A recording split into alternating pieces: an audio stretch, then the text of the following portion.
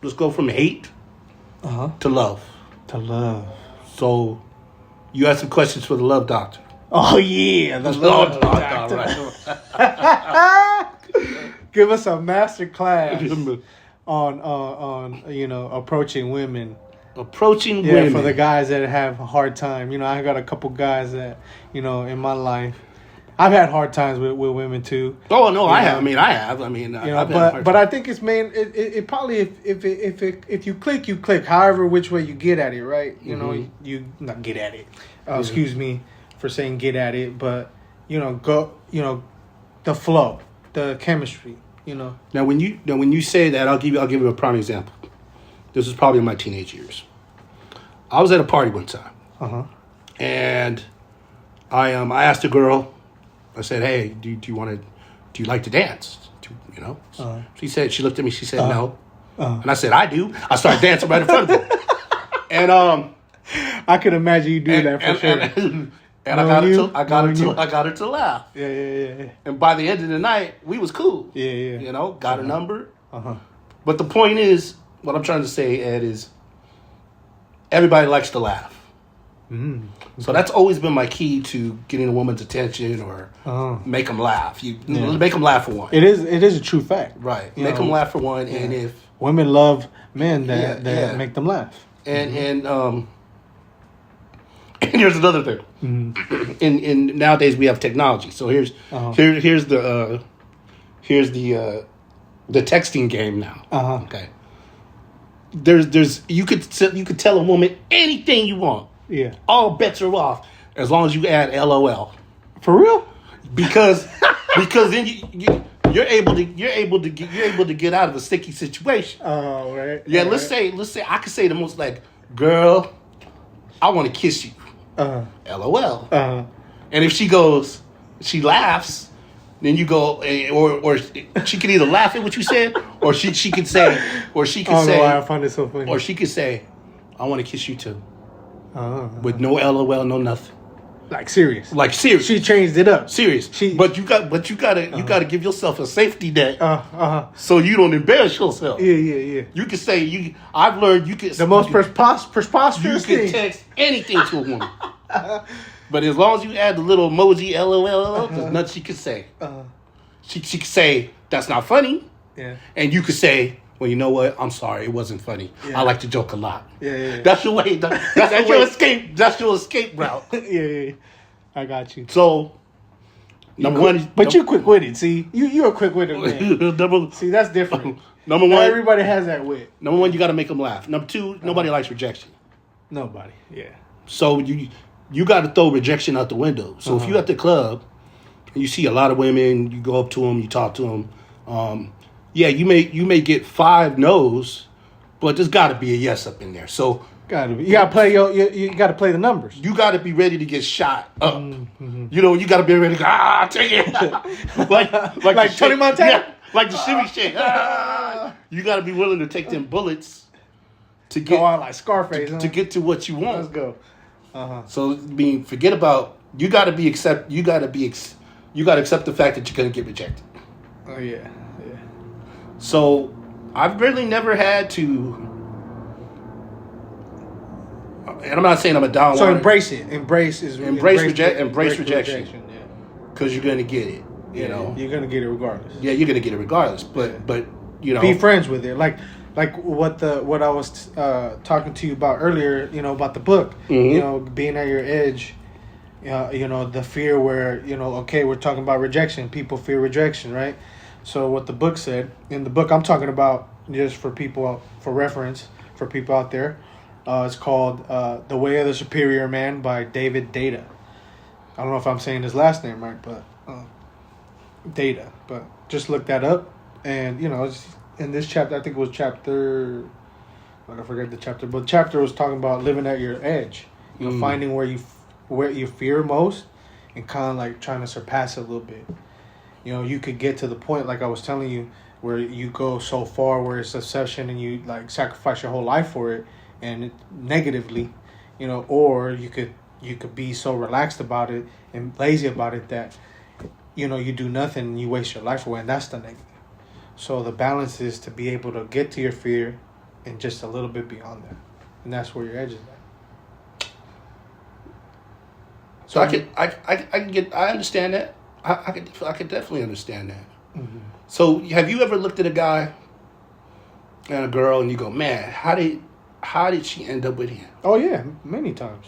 And then you talk to the guy and you go, oh, okay, well, he's funny, right? Mm-hmm. Mm-hmm. For one, he's funny. Okay, I could understand Quick that. witted. The thing is like women like, the someone to be able to lead the conversation, because that's where it's going to start. Yeah. Right? It's not going to start. Mm-hmm. It starts obviously physically, but with those guys, they know like women are more get past, once they get past your looks, they want to know what's inside. You know, how your mind works. Where can you lead them mentally? And I know there's probably going to be some ladies, especially, just like, not going to agree with the statement about the make, but in my case, it's worked.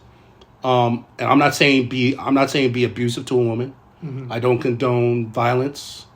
What P. Diddy did to his girlfriend was disgusting and heinous. I'm not talking about that. But what I'm saying is sometimes you got to be a jerk. Uh-huh. Sometimes. Because some women, they don't respect a nice guy. True. That's true. So sometimes you got to... That is true facts. I mean, I've seen plenty of nice guys, what you call them simps. Yeah. That they just like on a leash, like with their tongue out, and the tail waggling, just chasing a chick. Yeah. And they don't give a fuck about it. Yeah, and I wish that the nice guy would prevail. Obviously. But he has to get to a different level. And it goes, like I said, I don't condone abuse or okay, verbal abuse. Are you going to really respect some... Okay, obviously we're not going to respect somebody that beats women. Right. Right. But are you also going to respect somebody that degrades themselves for women? No. Exactly. But I'm saying that women, they respect guys who take control too. Yeah, there's a balance. That's why let's go with that statement above your edge, right? Yeah. Like a guy that's too shy, either going to find a woman that's going to take advantage of him, or like just constant rejection gets nothing. Like a guy who says, well, like a girl may ask you, hey, where you want to go to eat tonight? He has to take the lead off top. And the worst thing that guy could say to that woman back is, I don't know, honey. Where do you want to go? In this book, though, what the main thing he says about this book is that there's different combinations.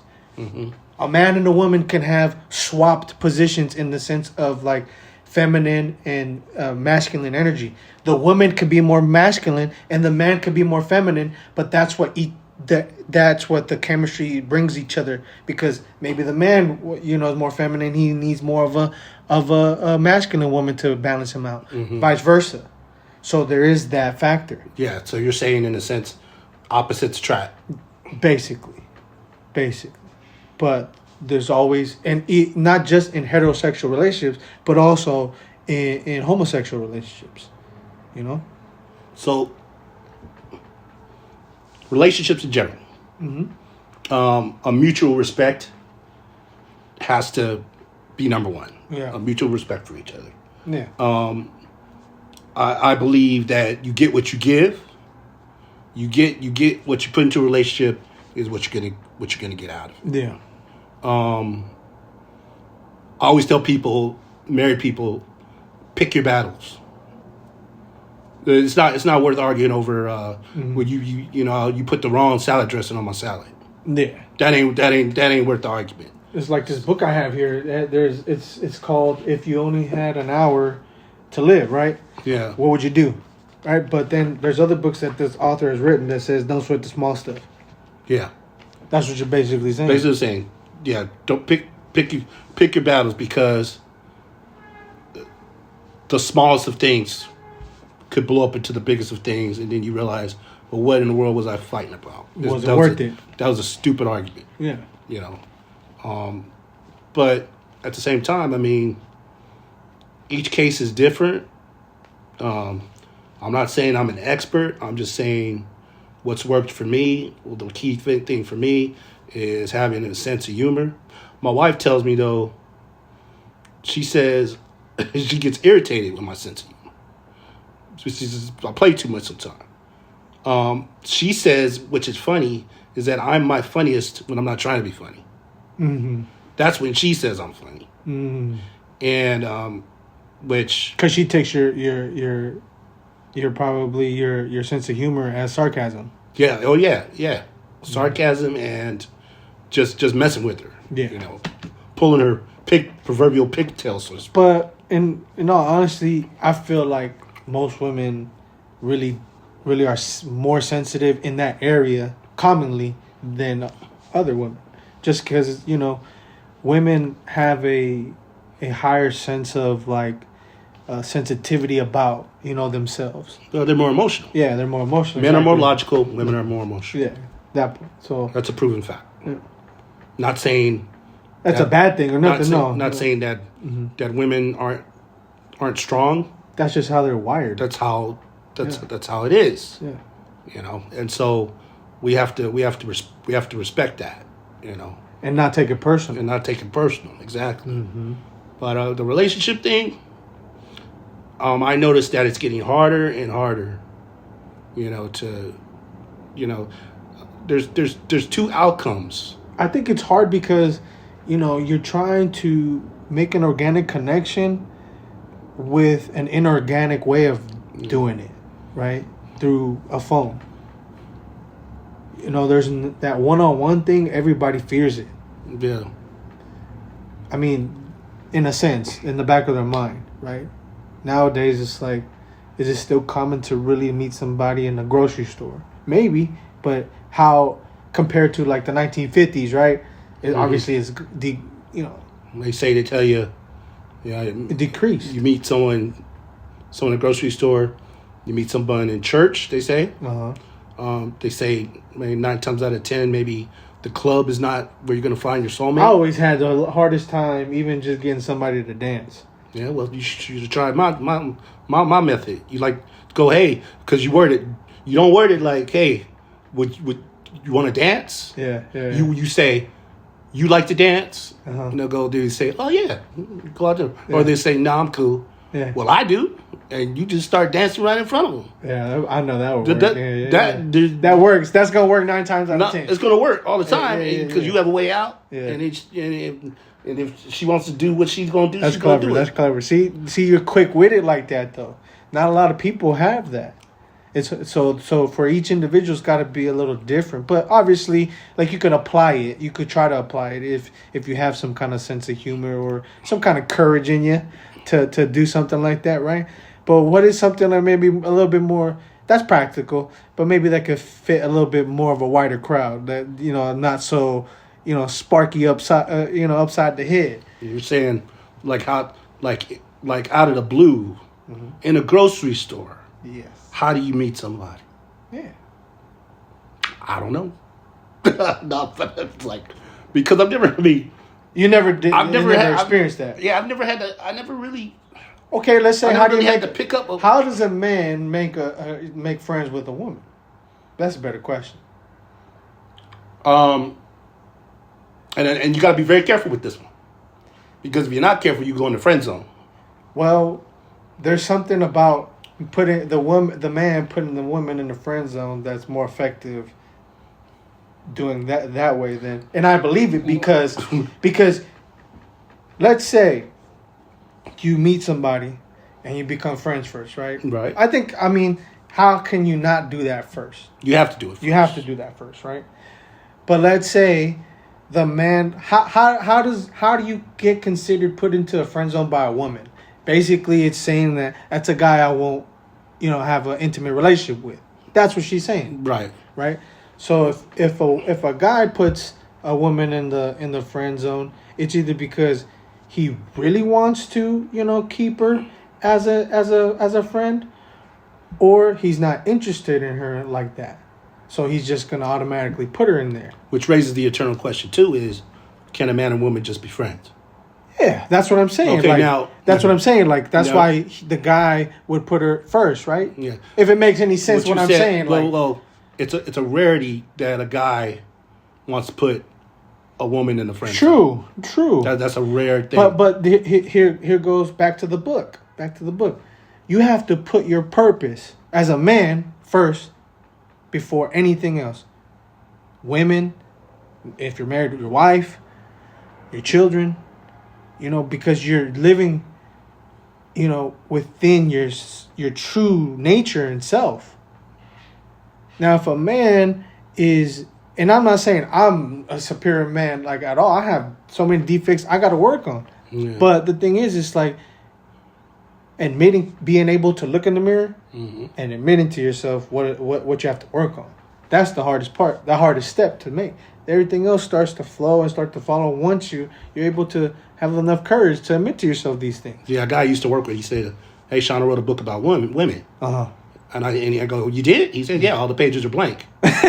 And know nothing about him. yeah, Yeah. I mean, because it depends. Like, there's so much to them, like which dictates your relationship, like what happened in your childhood and past relationships you got to deal with, ex-boyfriends who treated them bad.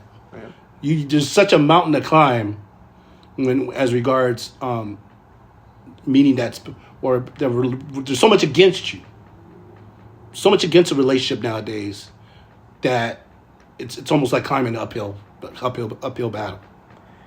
Oh, it'll probably feel like that because it's the type of person that hasn't realized, like, first of all, you have to heal yourself before you can enter into a healthy relationship. Especially not just heal yourself, but also that the other person comes healed too. Because if you have two people or one person not healed, it's not going to work out. Something about it is not going to work out. And so if you really want true love, you got to be a person that is willing to work on themselves and look in the mirror and say, well, if I want to, what do I bring to a relationship? Am I bringing good stuff or bad stuff or vice versa? Balance. And balanced person is the healed person because they know that no matter what, the things that make them, whether it's good or bad, that's who they are and have to accept it and learn to manage, because just as the good is important, the bad is important too, if you want to even call it that. Right. Both sides are important. It's what makes you who you are, not just physically, but spiritually. You can't be, oh, I'm spiritual and I don't feel anything. That's a bullshit lie. There's people out there that do that. Oh, nothing exists. I've run across like things like that online, and really, but this hurts. I feel this, and like realistically, we have to have both with balance. Like balance. I think that's where the ego comes in, where it's an anchor, but sometimes that anchor gets stuck. Without an ego, we'd probably be too in the clouds. Mm-hmm. Yeah. So that relationship thing, man, it's all you're basically, bottom line, you gotta take that chance. And if you take that chance, embrace the edge. Embrace the edge. Embrace the edge. Embrace the embrace rejection. Your fear. Embrace your fears.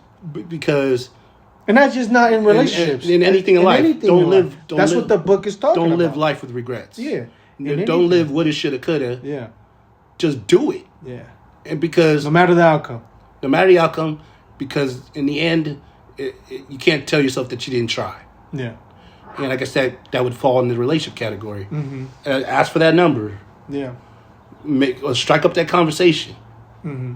Like you're behind a woman in a grocery store. But my nephew says nowadays to build rapport, you go and ask for their Instagram instead of their number because now the number is too aggressive. Yeah. It's too like you're into my life now. Like something personal about me. It's something like that. I don't get what's the difference between a number and Instagram, where on an Instagram you can video call and do the same things. It's a big thing. Yeah.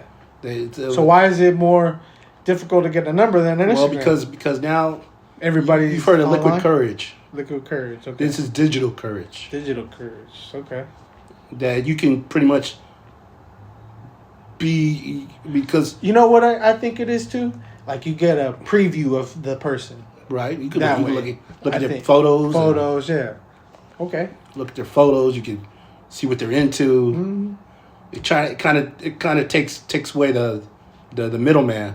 Okay. I don't even I don't even know how good dating services are doing these days with Instagram around. Just like Amazon pretty much destroyed me being a toy collector. Amazon, Target pretty much destroyed Toys R Us. Oh yeah.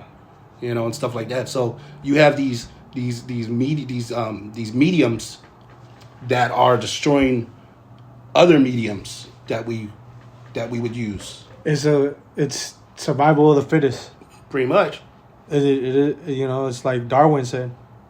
Yep. The one who adapts is the one who's going to survive. Yep. The one who's the most adaptable is the one who's going to survive. And that comes with anything in life. That's evolution. So with that being said, Ed, Yes, sir. that's Sounds like a wrap. This is a wrap For the on third episode 3. episode number And 3 so- with Ed and Sean. So y'all take care. Love Be y'all, safe. my peoples. Be safe. Be good to one another. Yes, sir. And we'll talk to you next time. And no Diddy. No Diddy.